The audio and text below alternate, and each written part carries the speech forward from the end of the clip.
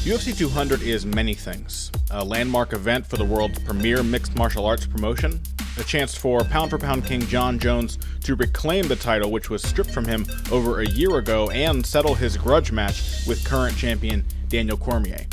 A showcase for one of the finest lineups of martial talent ever assembled. But it also marks the unforeseen return of Brock Lesnar, a man whose bizarre and brief career left an immutable mark on the world of combat sports. Why do we care about Brock Lesnar? At first, the professional wrestler and WWE star was seen as something of a carnival attraction in MMA, a business-savvy signing that would allow the UFC to tap into the pro wrestling market.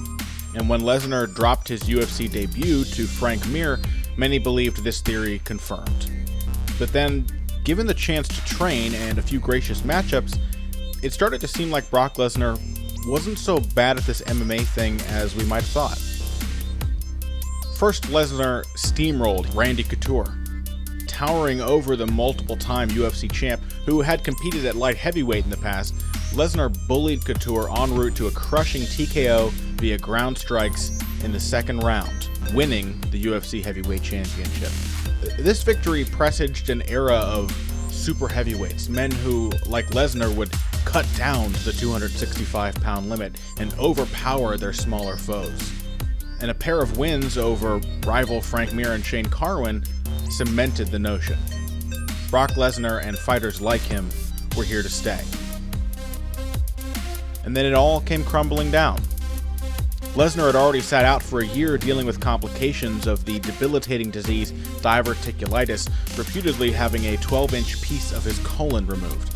A bout with mononucleosis complicated matters further, and Lesnar came dangerously close to losing to Shane Carwin before surging in the second to submit the fellow giant. Still suffering from his disease, Lesnar faced off against Cain Velasquez at UFC 121.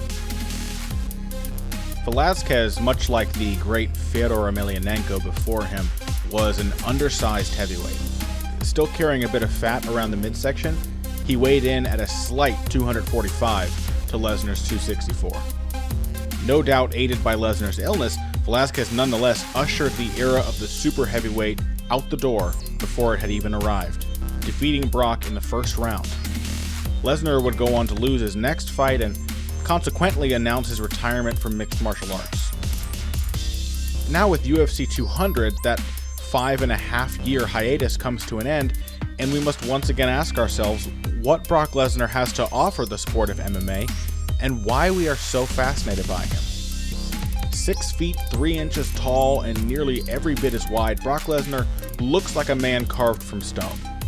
He is a monstrous, inhuman presence built from nearly 300 pounds of muscle, sinew, and bone. Perhaps the real appeal in watching Brock Lesnar is that it truly feels like witnessing a superhuman in action. There is a powerful charisma surrounding Lesnar too, every bit as powerful as his frame.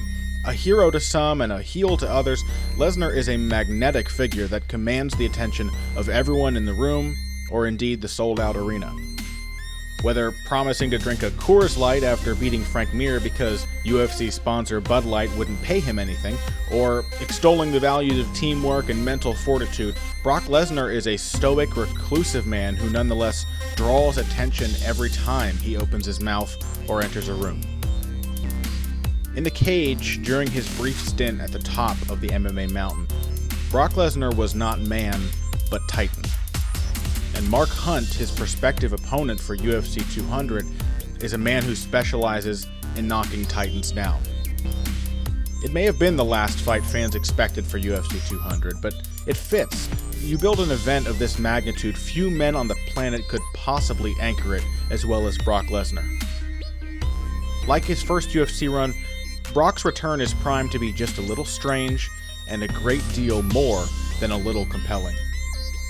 However you remember Brock Lesnar's MMA career, the point is you remember him. It was Lesnar who made UFC 100 feel like such a historic event. And after he makes his 8th trip to the Octagon on July 9th, you won't be forgetting UFC 200 anytime soon.